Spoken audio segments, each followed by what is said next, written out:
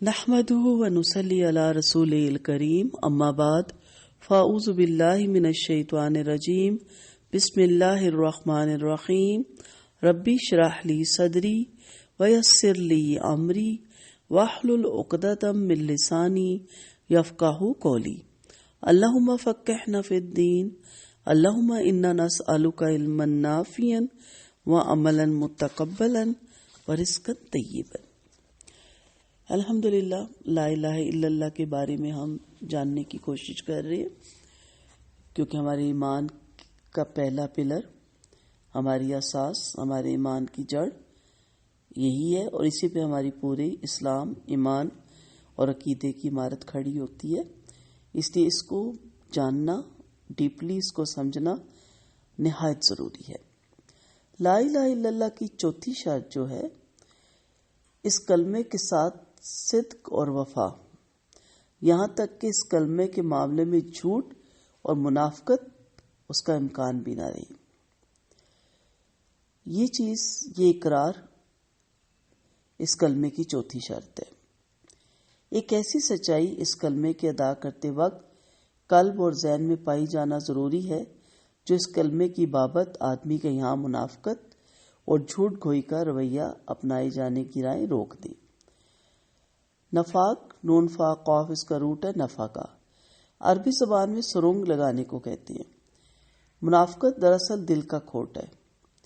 جس چیز کو دین میں نفاق کہا گیا ہے، بعض اوقات آدمی اس کو حقیقت پسندی اور دانش مندی سمجھ کر اپنا لیتا ہے، اور جس چیز کو ایمان کا تقاضا کہا گیا ہے وہ آدمی کو خواہ مخواہ کی نعوذ باللہ بے وقوفی اور دیوانہ پن نظر آتا ہے۔ اہل ایمان پر اہل نفاق کی یہ محض کوئی بھپتی نہیں، جو قرآن مجید میں یوں نقل کی گئی ہے، وَإِذَا قِيلَ لَهُمْ آمِنُوا كَمَا آمَنَ النَّاسُ قَالُوا أَنُؤْمِنُ كَمَا آمَنَ السُّفَهَاءُ، اور جب ان سے کہا جاتا ہے مان لو جس طرح یہ لوگ ایمان لائے، تو کہتے ہیں کیا ہم ایمان لائے جس طرح یہ نادان ایمان لائے، بے وقوف ایمان لائے، نہ سمجھ ایمان لائے۔ تو ہم کسی سچے کو دیکھتے ہیں یا دین پہ صحیح چلنے والے کو ہم کہتے ہیں بے وقوف ہو تم، نہ سمجھ ہو، دنیا داری سیکھو۔ یہ دنیا داری کیا ہے؟ منافقت، قول و فعل میں تضاد، جیسا رنگ ویسا ڈھنگ، جیسا دیس ویسا بھیس، ہر محفل کی جان بننا، یہ منافقت ہے۔ صدق کی صورت میں آپ جو چوتھی شرط شہادت معتبر ہونے کے لیے بیان کی گئی ہے یہاں پہ آپ جو، وہ یہ ہے کہ آدمی پوری دیانت کے ساتھ اس چیز کو قبول کرے۔ صدق کی جو قرآنی اصطلاح ہے وہ عام زندگی میں محض سچ بولنے سے کہیں زیادہ گہری اور وسیع ہے۔ یہ دراصل ایک بات پر ڈٹے رہنے کی استعداد ہے۔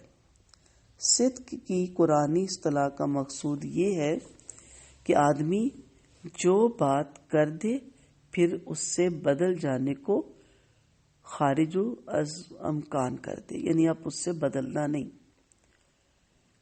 سورۃ الاحزاب میں ایسے لوگوں کے بارے میں آتا ہے، رجال صدقوا ما عاہدوا اللہ علیہ فمنہم من قضى نحبہ ومنہم من ينتظر وما بدلوا تبدیلا۔ تو صدق دراصل ایمان اور لا الہ الا اللہ کی حقیقت پر جم جانا ہے، اور اس کی راہ میں حائل ہر مفاد اور ہر خدشے کو نظر انداز کر دینا ہے۔ یوں ایک طرح سے یہ ایک حلف وفاداری ہے۔ یہ انسان کا محض ایک حقیقت کو دل سے قبول کرنا ہی نہیں بلکہ باقی مائندہ زندگی اس پر ڈٹ جانے کا بھی اعلان ہے۔ ایک کلمہ گو کے لیے چونکہ آگے چل کر لا الہ الا اللہ کے تقاضوں میں دوستی اور دشمنی کا مسئلہ تقریباً سر فہرست رہتا ہے، اس لیے لا الہ الا اللہ کی اس چوتھی شرط میں اس بات کا انتظام کر دیا گیا۔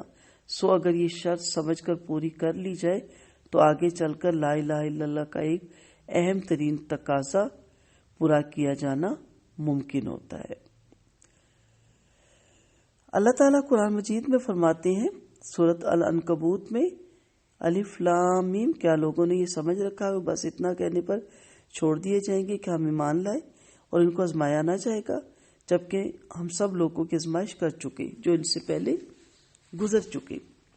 اللہ کو تو ضرور یہ دیکھنا ہے کہ سچے کون ہیں اور جھوٹے کون ہیں۔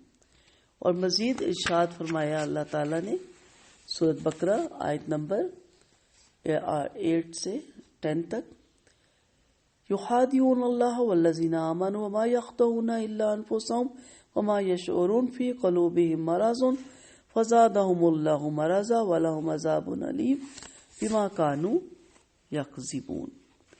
بعض لوگ ایسے بھی ہیں جو کہتے ہیں ہم اللہ پر اور آخرت کے دن پر ایمان لائے، در حقیقت وہ مومن نہیں ہیں، وہ اللہ اور ایمان والوں کے ساتھ دھوکہ بازی کر رہے ہیں، مگر دراصل وہ خود اپنے آپ ہی کو دھوکے میں ڈال رہے ہیں اور انہیں اس کا شعور تک نہیں۔ ان کے دلوں میں ایک بیماری ہے جسے اللہ نے اور زیادہ بڑھا دی ہے۔ جو جھوٹ وہ بولتے ہیں اس کی پاداش میں ان کے لیے خطرناک دردناک سزا ہے۔ صحیحین میں معاذ بن جبل رضی اللہ عنہ سے ثابت ہے کہ نبی کریم صلی اللہ علیہ وسلم کا فرمان ہے، جو آدمی بھی صدقے دل سے یہ شہادت دے کہ اللہ کے سوا کوئی الہ نہیں اور یہ کہ محمد صلی اللہ علیہ وسلم اللہ کے رسول ہیں، تو اللہ تعالیٰ اس شخص کو جہنم پر حرام کر دیتا ہے۔ اب آپ دیکھیں اس حدیث میں بھی صدقم من قلبہ کے لفظ آتے ہیں۔ یہ الفاظ بول کر نجات کی مزید ایک شرط بیان کر دی گئی، یعنی دل کی سچائی سے لا الہ الا اللہ کہنا۔ کلمے میں جو بات بیان ہوئی ہے اس سے دلی وفاداری لا الہ الا اللہ کی صورت میں جس حقیقت کو جانا اور مانا گیا اس کو سچ کر کے دکھانے پر آمادگی اور دل جمعی ہے۔ نبی کریم صلی اللہ علیہ وسلم کا فرمان ہے، حدیث میں ہمیں یہ ملتا ہے کہ حضرت موسیٰ علیہ السلام نے اللہ تعالیٰ سے عرض کیا کہ اے میرے پروردگار، تو مجھے کوئی ایسی چیز سکھا دیے کہ اس کو پڑھ کر میں آپ کو یاد کرتا رہوں اور اس کے ساتھ دعا مانگا کروں۔ اللہ تعالیٰ نے فرمایا تم لا الہ الا اللہ کہا کرو۔ حضرت موسیٰ علیہ السلام نے عرض کیا یہ تو تیرے سارے بندے کہتے ہیں۔ اللہ تعالیٰ نے فرمایا یہی کلمہ پڑھ کر پڑھا کرو۔ حضرت موسیٰ علیہ السلام نے کہا کوئی مخصوص چیز بتائیے۔ اللہ تعالیٰ نے فرمایا اے موسیٰ تم اس کلمے کو معمولی مت سمجھو، اگر اس کلمے کو ترازو کے ایک پلڑے میں رکھا جائے اور ساری زمینیں اور آسمانوں کو دوسرے پہ رکھ کر تولا جائے تو لا الہ الا اللہ کا پلڑا بھاری ہوگا۔ تو 14 طبق یعنی 7 زمینوں اور 7 آسمانوں کو ترازو کے ایک پلڑے میں رکھا جائے اور کلمہ طیبہ دوسرے پلڑے میں رکھا جائے تو پھر تولا جائے تو 14 طبق والا پلڑا ہلکا ہوگا اور لا الہ الا اللہ کا پلڑا بھاری ہوگا۔ قیامت کے دن سب کے سب عملوں کا وزن کیا جائے گا تو یہ کلمہ بڑا وزنی ثابت ہوگا۔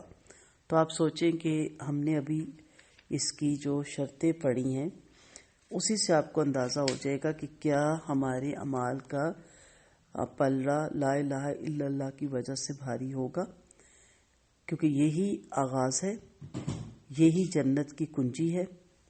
میں نے آغاز میں بھی کہا تھا نا کہ آپ صلی اللہ علیہ وسلم نے فرمایا کلمہ طیبہ ہی جنت کی کنجی ہے، جس کے پاس یہ کنجی ہوگی جنت کا دروازہ کھول کر جنت میں داخل ہو جائے گا۔ آپ صلی اللہ علیہ وسلم کا فرمان ہے جنت کی کنجیاں لا الہ الا اللہ کی شہادت دینا ہے۔ لیکن وہاں میں نے ایک قول بھی کوٹ کیا تھا کہ کنجی بغیر دندانے کے دروازہ نہیں کھولتی، تو یہ اس کے دندانے ہیں جو ہم شرائط پڑھ رہے ہیں نا، یہ 7 دندانے ہیں اس کنجی کے جس سے جنت کا دروازہ کھلتا ہے۔ اللہ سے دعا ہے کہ ہم اس کو صحیح سمجھیں اور صحیح اللہ تعالیٰ اس پہ ہمیں ڈٹے رہنے کی توفیق دے، عمل کرنے کی توفیق دے اور ہمارا خاتمہ ایمان کے ساتھ کرے اور پڑھتے وقت اللہ تعالیٰ ہم نے کلمہ شہادت نصیب کری۔ وآخر دعوانا ان الحمد للہ رب العالمین۔